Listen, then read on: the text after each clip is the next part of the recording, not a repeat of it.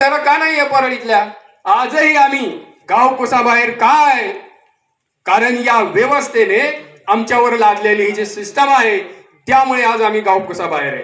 अनेक वेळा सर्वे झाला, त्या सर्वे करणाऱ्या पागल लोकांना हे कसं कळलं नाही हे लोक गाव कुसाच्या बाहेर का आहेत, मेन गावात का नाही आहेत, आणखी अलर्जी आमची काय, बरोबर आहे की नाही.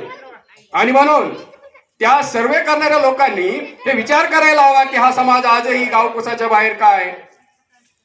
आणि म्हणून आमची प्रगती ही आरक्षणामुळे नाही झाली, आमची प्रगती ही तथागत भगवान गौतम बुद्धाच्या विज्ञानवादी दृष्टिकोनातून झाली. हे वास्तव सत्य आहे. आम्ही असंही म्हणलं तरी आमच्यातल्या काही भांडवलांना आणि 3% वाल्यांना मिरची लागते. आम्ही असंही म्हणलं किंवा आमची प्रगती ही आरक्षणाने नाही झाली, कारण आमची प्रगती जर आरक्षणाने झाली असती तर आमच्या वस्त्या गाव कुसाच्या बाहेर राहिल्या नसत्या, आमच्या विद्यानगरमध्ये असत्या, मेन गावामध्ये असत्या, है ना. आणि प्रत्येक माणूस हा आमचा नोकरीमध्ये असतो. तरी सुद्धा भलेही आम्ही गाव कुसाबाहेर असो, भलेही आम्ही जिथे असो, तिथून माझ्या समाजाने शून्यातून विश्व निर्माण केलं. आता आमच्या सरांसारखे लोक सुटबुट कोटात सत्कार करताना त्यांना कशी फिलिंग झाली असेल बनसोडे सर, समाजाने सत्कार करत असताना जी फिलिंग होते ती कुठल्याच पैशात नाही मोजता येत, बरोबर आहे की नाही. आणि म्हणून आमची प्रगती जी आहे ते भारतीय महामानव तथागत भगवान गौतम बुद्ध यांच्या विज्ञानवादी दृष्टिकोनामुळे झाली. कारण आम्ही इथला अंधश्रद्धेला लाताडलं, आम्ही इथल्या देवधर्माला लाताडलं, आम्ही इथल्या भुवाबाजीला लाताडलं. आणि भुवाबाजीचा परिणाम काय होतो ते आता अशोक खरातने दाखवून दिलं. अशोक खरातने मंत्र्यांच्या बायकांना सुद्धा स्पेशल टॉनिक पाजलं, बरोबर आहे, वास्तव सत्य आहे. परंतु आमचे पत्रकार सुद्धा ही बातमी दाबून ठेवतात की ना कोणत्या मंत्र्याच्या कोणत्या बायकांना ते टॉनिक पाजलं ही बातमी आणखी बाहेरच आली नाही. ज्या दिवशी ही बातमी येईल की कोणत्या मंत्र्याच्या बायकांना अशोक खरातने स्पेशल टॉनिक पाजलं, बरोबर आहे ना, देशामध्ये महाराष्ट्रामध्ये खळबळ माजेल. आणि म्हणून अशा भोंदू लोकांना आम्ही तथागत भगवान गौतम बुद्धाच्या विज्ञानवादी धम्माने लाथाडलं आणि म्हणून आमची प्रगती झाली. त्या काळामध्ये बाबासाहेबांनी मराठा समाजासाठी सुद्धा, मराठा बांधवासाठी सुद्धा संविधानामध्ये तरतूद केली होती. तेव्हा मराठा बांधव काय म्हटला की आम्हाला यांच्या लाईननं नको, बरोबर आहे. परंतु कालांतराने का होईना हा समाज अभ्यास करू लागला, मराठा समाज अभ्यास करू लागला. त्यांनाही वाटायला लागलं की बाबासाहेबांनी ज्या मोठी बांधलेल्या आहेत SC ST OBC, बाबासाहेबांनी जे गटुडे बांधलेले आहेत या गटुड्यात आपण गेलं पाहिजे. मराठा समाज कुठे होता, मराठा समाज कुठे आहे, ओपन मध्ये 3% मध्ये. त्यांची तिथे प्रगती झाली नाही, त्यांनी सांगितलं आमचं खूप नुकसान झाले, नाही का. आणि म्हणून आता आदरणीय संघर्ष योद्धा मनोजदादा जरांगे यांच्या रूपाने मराठा समाज आता OBC मध्ये आलेला आहे, OBC मध्ये येतो आहे, बरोबर आहे. आणि जर आपण एका विचारानं केलं तर लोक काय म्हणतात की OBCच्या ताटातलं मराठ्यांनी खाऊ नये, नाही का. ही एक बाजू आहे नाण्याची. परंतु नाण्याची दुसरी बाजू आहे, आपण जर समतावादी विचार केला की मी सुद्धा तुमच्यातलाच आहे असं जर म्हणत असतील, मी त्याच गटुड्यातला आहे, मी त्याच मागासलेल्या गटुड्यात आहे, आमच्या काही चुकीच्या लोकांच्या याच्यामुळे आम्ही 3% मध्ये होतो, परंतु आम्ही सुद्धा मागासलेले आहेत, मागासवर्गीय आहेत, मला तुमच्याच गटुड्यात येऊ द्या, मला तुमच्याच ताटात खाऊ द्या.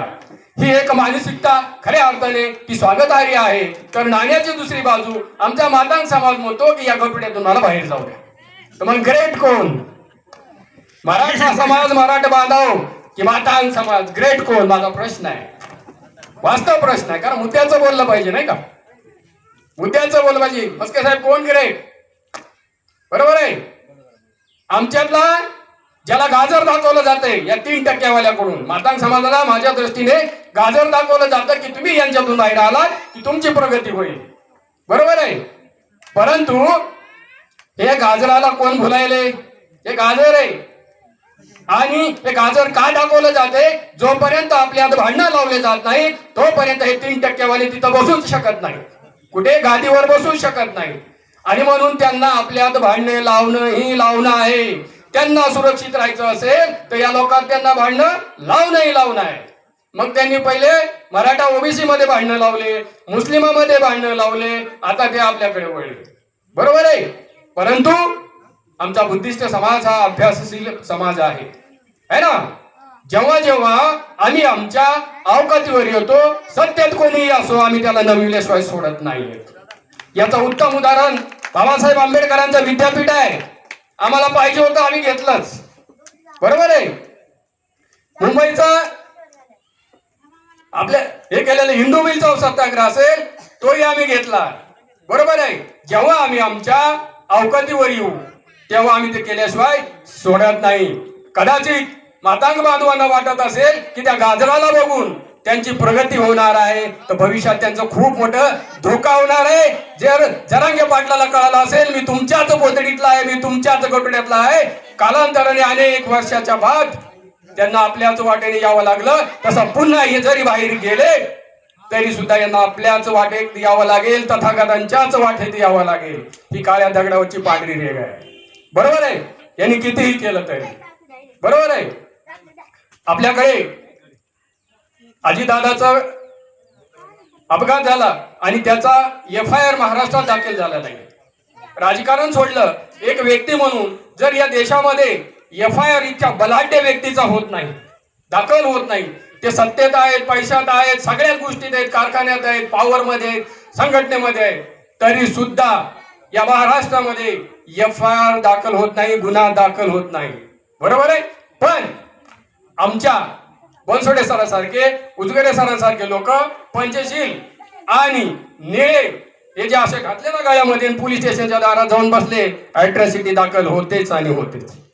आमच्या फटीचार कार्यकर्ता, आमचा पॅन्थर, तो गुन्हा दाखल करू शकतो. ही ताकद माझ्या समाजामध्ये आहे.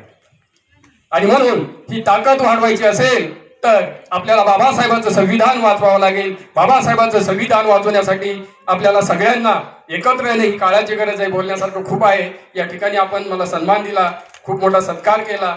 या ठिकाणी आपल्या सदैव ऋणात राहून मी माझे 2 शब्द संबोधतो. क्रांतिकारी जय भीम, नमो बुद्धाय.